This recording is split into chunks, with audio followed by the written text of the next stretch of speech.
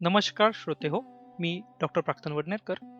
आज आपण एका अत्यंत महत्त्वाच्या, संवेदनशील आणि तितक्याच गुंतागुंतीच्या विषयावर गप्पा मारणार आहोत. तो म्हणजे नाशिकमध्ये होऊ घातलेला सिंहस्थ कुंभमेळा, त्यासाठी सुरू झालेली मोठ्या प्रमाणावरची तयारी आणि त्याचसोबत उभा राहिलेला वृक्षतोडीचा आणि पर्यावरणाचा वाद. हा विषय काही फक्त नाशिकपुरता मर्यादित नाही. तो आपल्याला एक मोठा प्रश्न विचारायला भाग पाडतो. तो म्हणजे श्रद्धा, विकास आणि निसर्ग याचा समतोल आपल्याला खरोखरच साधायचा आहे का? की मग फक्त श्रद्धेच्या नावाखाली विकास करायचा आणि त्यासाठी निसर्गाला बाजूला ठेवायचं? की उलट फक्त पर्यावरणाचाच विचार करायचा आणि विकास आणि श्रद्धेची गरजच नाकारायची? आजचा कार्यक्रम आपण 4 भागात विभागला आहे. पहिल्या भागात आपण सिंहस्थ कुंभमेळा, त्याची परंपरा आणि नाशिक शहराचे महत्त्व याबद्दल बोलणार आहोत. दुसऱ्या भागात सरकारचे नियोजन, एकूणच सरकारचे काय म्हणणे आहेत ते बघूया. त्यानंतर तिसऱ्या भागात पर्यावरण विरुद्ध विकास किंवा कुंभमेळा नियोजन हा वाद नक्की पेटलाय तरी कशासाठी यावरती बोलूया. आणि शेवटी श्रद्धा आणि निसर्ग एकत्र शक्य आहे का याचे मंथन करूया. सिंहस्थ कुंभमेळा हा हिंदू धर्मातील प्रमुख कुंभमेळ्यापैकी एक. तो दर 12 वर्षांनी नाशिक त्र्यंबकेश्वर येथे भरतो. पुराण कथेनुसार देव आणि राक्षस यांच्या समुद्र मंथनाच्या वेळी अमृत कलशासाठी झालेल्या संघर्षात अमृताचे 4 थेंब पृथ्वीवर पडले. त्यातलं पहिलं म्हणजे प्रयागराज म्हणजेच इलाहाबाद, दुसरं हरिद्वार, उज्जैन आणि नाशिक. त्यामुळे या 4 ठिकाणी कुंभमेळ्याची परंपरा सुरू झाली. नाशिकमधील कुंभमेळा विशेषतः तेव्हा भरतो जेव्हा गुरु ग्रह सिंह राशीत प्रवेश करतो, म्हणून याला सिंहस्थ कुंभमेळा असं म्हटलं जातं. असं म्हणतात की या काळात जर तुम्ही नदीत म्हणजेच गोदावरीत स्नान केलं तर तुमची सगळी पाप धुतले जातात. असाच कुंभमेळा नाशिक आणि त्र्यंबकेश्वर येथे पुढील वर्षी 31 ऑक्टोबर 2026 रोजी सुरू होणार आहे. मागील सिंहस्थ कुंभमेळ्याला म्हणजेच 2015-2016 मध्ये अंदाजे 3 ते 4 कोटी भक्तांनी नाशिकला भेट दिली, असा महाराष्ट्र सरकारचा अहवाल म्हणतो. मागील वर्षातल्या म्हणजे प्रयागराजमधील कुंभमेळ्याचे, अवलिया साधूंचे आणि उत्तम नियोजनाचे व्हिडिओ आपण पाहिलेच आहेत इंस्टाग्रामवरती, फेसबुकवरती. थोडे तोडके नाही, 12 कोटी लोकांनी या कुंभमेळ्यात पवित्र स्नान केले. ही संख्या, जेव्हा आपण 12 कोटी म्हणतो, ही संख्या जर्मनी, इटली आणि फ्रान्स या देशांच्या एकत्रित लोकसंख्येहूनही अधिक आहे. एवढ्या लोकांची व्यवस्था करण्यासाठी 400 किलोमीटरचे तात्पुरते रस्ते, 30 विशेष पूल बांधण्यात आले होते. याचबरोबर 1,50,000 टॉयलेटची व्यवस्था करण्यात आली होती. 200 किलोमीटर लांबीच्या सांडपाण्याच्या लाईन्स बांधण्यात आल्या होत्या. हे आकडे याची भव्यता दाखवतात की तेव्हाच्या सरकारचे नियोजन किती सुंदर होते हे आपल्याला दाखवतात. त्यामुळे तेव्हाच्या सरकारच्या नियोजनाचे जेवढे आपण कौतुक करा तेवढे कमीच आहे. नाशिक महानगरपालिका आणि स्थानिक शासनाच्या अंदाजानुसार या कुंभमेळ्यासाठी म्हणजे होऊ घातलेल्या कुंभमेळ्यासाठी सुमारे 5 कोटी भाविक येण्याची अपेक्षा आहे. श्रोतेहो, थोडे तोडकेने 5 कोटी म्हणतोय मी इथे. त्याचे नियोजन करणे हे काही येड्यागाबळ्याचे काम नव्हे. ओम नमो जियाद्या वेद प्रतिपाद्या जय जय स्वसंवेद्या आत्मरूपा देवा तूति गणेषु सकलार्थमतिप्रकाशु म्हणे निवृत्तिदासु अवधारी बोधी गुरुर्ब्रह्मा गुरुर्विष्णु गुरुर्देवो महेश्वरः गुरु साक्षात् परब्रह्मा तस्मै श्री गुरवे नमः।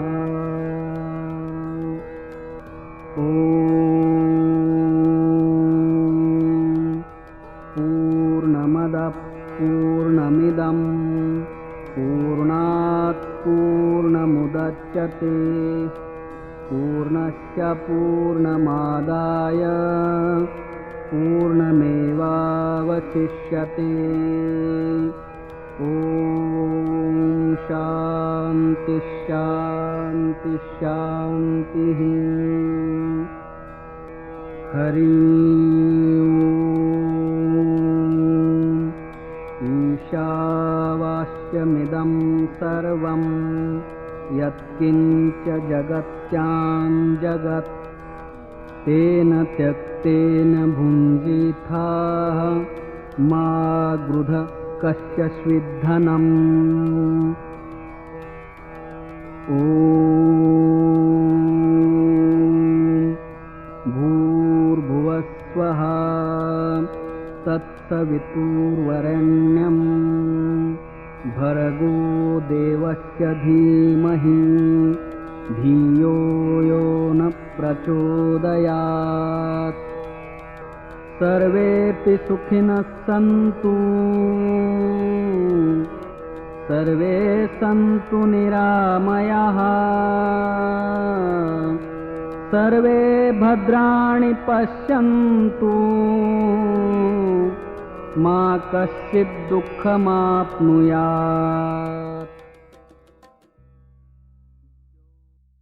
कोट्यावधी भाविक, साधू, संत आणि पर्यटक एकाच वेळी नाशिक त्र्यंबकेश्वरमध्ये येतात, तेव्हा सुरक्षितता, वाहतूक, पाणी पुरवठा, स्वच्छता, आपत्कालीन सेवा म्हणजे इमर्जन्सी सेवा या सगळ्याच गोष्टींचा मोठा गांभीर्याने विचार केला जातो. त्या अत्यंत महत्त्वाच्या असतात.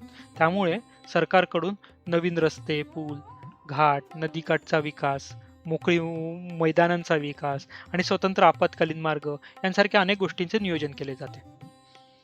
पण आता इथेच श्रोतेहो, आपण थोडा थांबून विचार करायला हवा. कारण हे सगळं करण्यासाठी जमीन हवी, जागा हवी आणि त्या जागांवर आधीपासून झाडं असली तर मग त्याचं काय करायचं राव? नाशिकमधील पंचवटी तपोवन परिसरात गोदावरी नदीकाठी उभारल्या जाणाऱ्या प्रस्तावित साधुग्रामसाठी सुमारे 1700 ते 1800 झाडे तोडली जाणार असल्याचा प्रस्ताव नाशिक महानगरपालिकेने मांडलाय. सरकारचं म्हणणं असं आहे की झाडं तोडावीच लागणार, पण त्या बदल्यात नवीन आम्ही वृक्ष लागवड करू. आता प्रश्न असा आहे की अनेक वर्षाचे झाड तोडून नवीन रोप लावणं म्हणजे खरंच भरपाई होते का? बरं, झाड म्हणजे फक्त झाड आहे का? झाडावरती राहणारे पक्षी, कीटक, प्राणी त्यांचंही ते घर आहे ना. त्यांना कुंभमेळ्याशी काही घेणं देणं नसावं. ते काही पवित्र स्नान करणार नाहीयेत, नाही का? पूर थांबवणारी, नदीला धरून ठेवणारी, शहराचं तापमान नियंत्रित करणारी झाडं आपण बुलडोज करणार आहोत. आणि मुद्दाम सांगतो, हा प्रश्न मोठ्या फॅक्टऱ्या उभारताना, मॉल्स उभारताना, रस्ते बांधताना आणि लवासा बांधतानाही तेवढ्याच याने आपण विचारायला हवा. बरं, तुम्ही म्हणता झाडे ट्रान्सप्लांट करू, पण त्यातील किती झाडे जगतात किंवा जुना अनुभव सरकारचा काय सांगतो याचा कुठे अहवाल आहे का? अनेक मंत्री मोठ्या अभिमानाने सांगतात की आम्ही रस्त्याच्या बदल्यात हजारो झाडं लावली. बरं, त्याचा कुठे अहवाल आहे का? त्याचे कोणी ऑडिट केले आहे का? की त्यासाठी कुठे यंत्रणा आहे का की इतकी झाडे जगली, इतकी झाडे आम्ही ट्रान्सप्लांट केली? म्हणून म्हणतो, विषय इथे हा विकासाचा नाही, तो प्राधान्यक्रमाचा आहे. शुद्धि दे बुद्धि दे हे दया घना शक्ति दे मुक्ति दे आमुचा मना. शुद्धि दे बुद्धि दे हे दयाघना शक्ति दे मुक्ति दे आमुचा मना.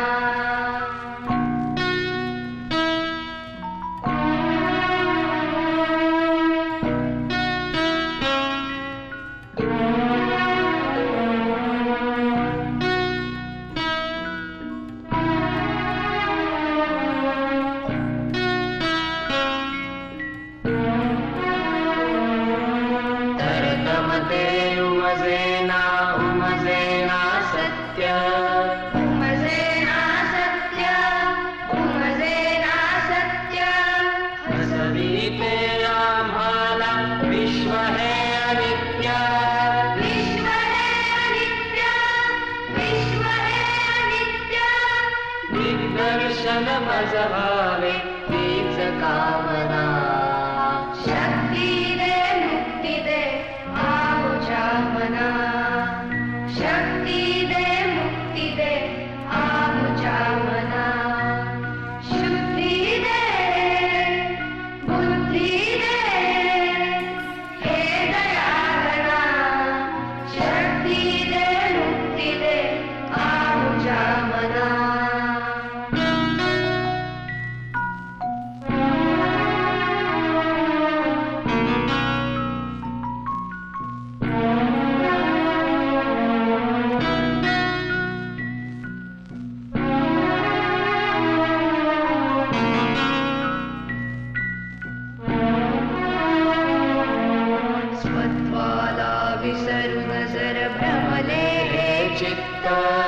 भ्रमरे हे चित्त भ्रमरे हे चित्त रुजते वनमात करी द्रोह प्रमत्ता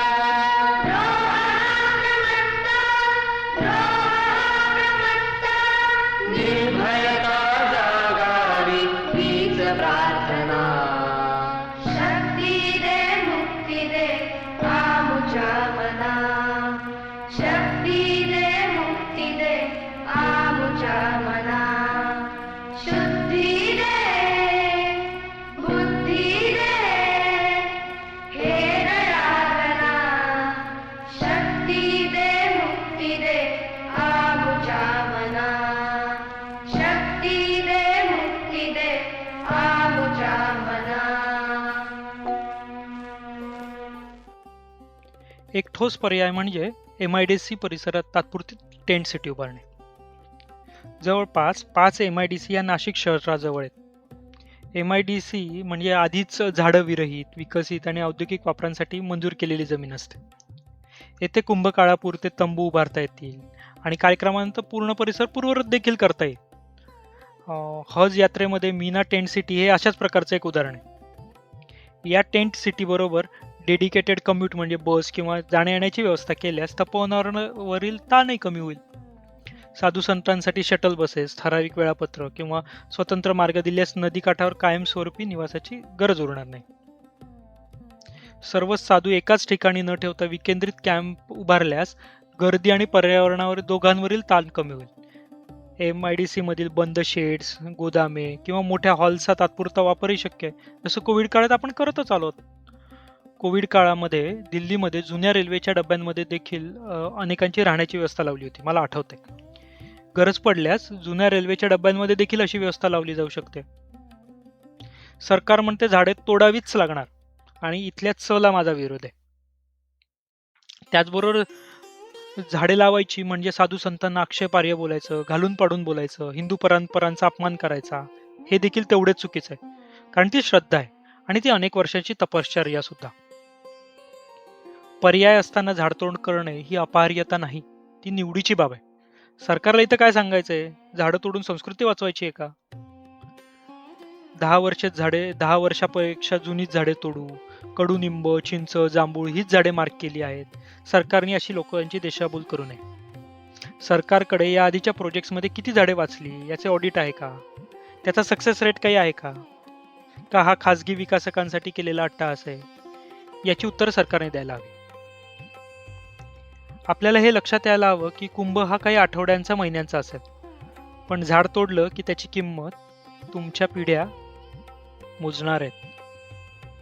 वाक्यात थोडी दुरुस्ती करतो, ही किंमत फक्त पुढच्या पिढ्या नाही, तुम्ही आम्ही सुद्धा मोजणार आहोत.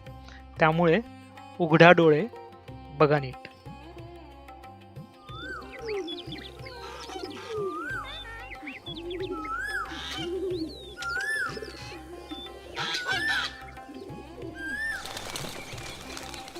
अरे अरे अरे, माझ्यामुळे तुम्हाला उडून जावं लागलं का?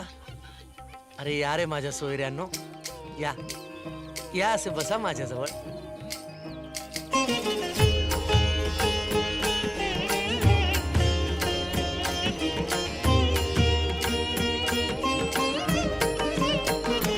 वृक्षवल्ली आम्हा सोयरी वनचरे, वृक्षवल्ली आम्हा सोयरी वनचरे, पक्षी सुस्वरे आळवीती, पक्षी सुस्वरे आळवीती, वृक्षवल्ली आम्हा सोयरी वनचरे, वृक्षवल्ली आम्हा सोयरी वनचरे.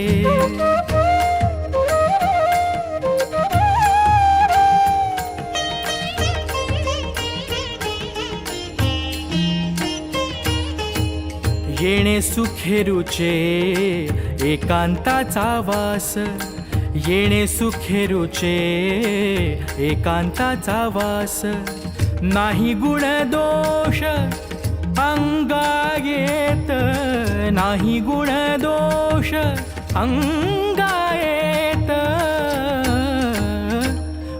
वृक्षवल्ली आम्हा सोयरी वनचरे वृक्षवल्ली आम्हा सोयरी वनचरे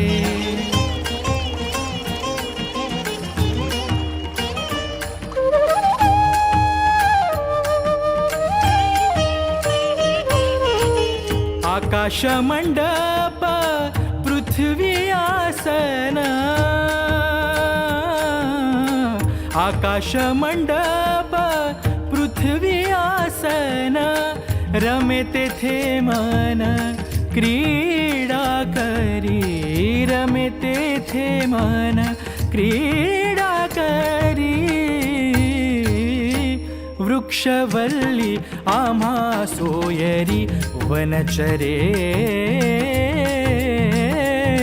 वृक्षवल्ली आम्हा सोयरी वनचरे पांडुरंग पांडुरंग पांडुरंग पांडुरंग पांडुरंग पांडुरंग पांडुरंग पांडुरंग तुका म्हणे होया मनासी संवाद तुका म्हणे होया